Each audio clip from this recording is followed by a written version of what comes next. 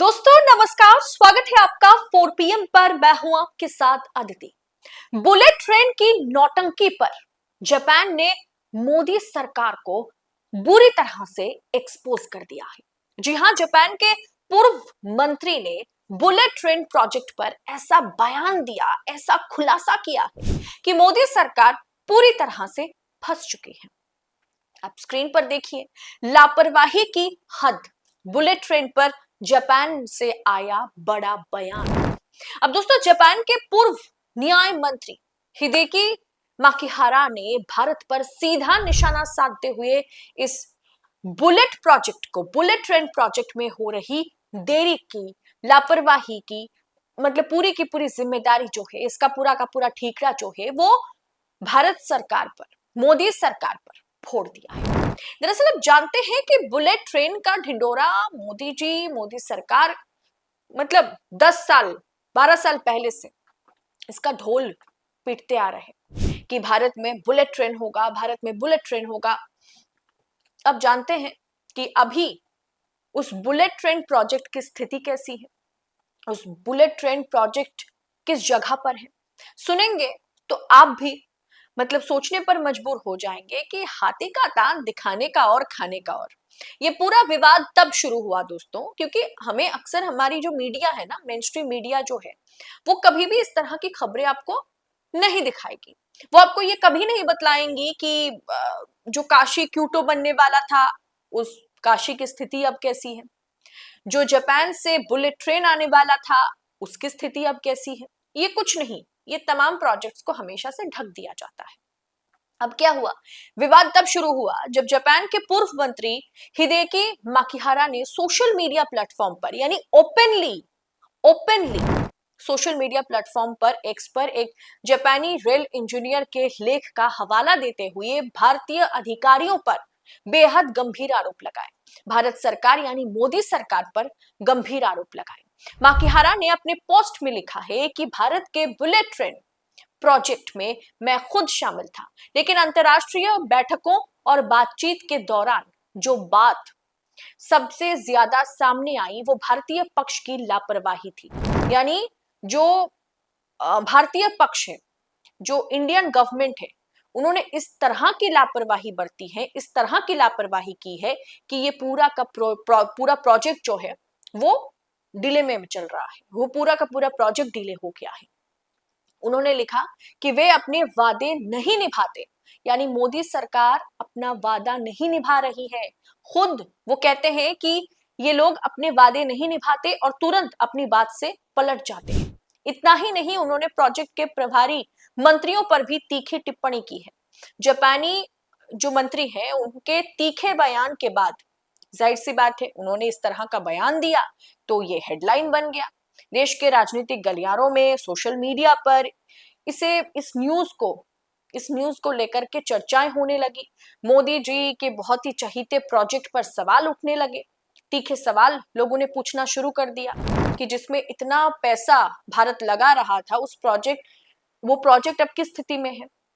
विपक्ष और आलोचकों का कहना है कि साल 2017 में बुलेट ट्रेन का सपना दिखाया गया था, जिसे 2023 तक पूरा होना था, लेकिन अब 2026 चल रहा है और ये प्रोजेक्ट 29 और 30 तक खींचता नजर आ रहा है। मतलब इसे 29-30 तक खत्म करने की बात चल रही है, लेकिन तब तक भी सरकार इसे खत्म कर पाएगी या नहीं, ये जापान अभी भी खुले तौर पर नहीं कह पा रहा है, क्योंकि सरकार इसमें डिले कर रही है।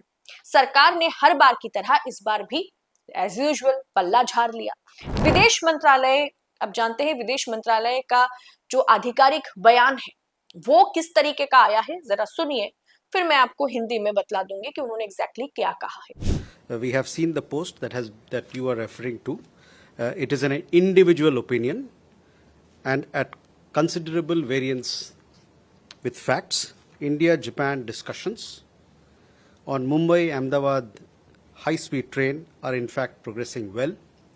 Japan will provide E20 train series, but only in early 2030s.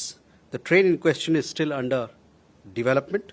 Meanwhile, construction work has rapidly progressed. First section will be opened in 2027 itself. Therefore, both sides agreed to start the operations with Indian high-speed train. The signaling equipment has been ordered accordingly and is in line with international specifications. No Japanese offer was received in this context. The project execution is in line with the common goal of starting the high-speed train project at the earliest. दोस्तों, विदेश मंत्रालय ने पल्ला झाड़ लिया, कहा कि हमने सोशल मीडिया पर किए गए उस पोस्ट को देखा है, ये एक व्यक्तिगत राय है, यानी ये एक पर्सनल कमेंट है। दोस्तों, ये वो व्यक्ति पर्सनल कमेंट कर रहे हैं, वो मंत्री पर्सनल कमेंट कर रहे हैं जो इस प्रोजेक्ट के साथ जुड़े हुए थे। हमारा विदेश मंत्रालय कहता है कि ये एक पर्सनल कमेंट है जो तथ्य से पूरी तरह से परे है। भारत और जापान के बीच Mumbai Ahmedabad high speed rail project को लेकर के, बुलेट ट्रेन प्रोजेक्ट को लेकर के बातचीत बेहद सकारात्मक तरीके से आगे बढ़ रही है।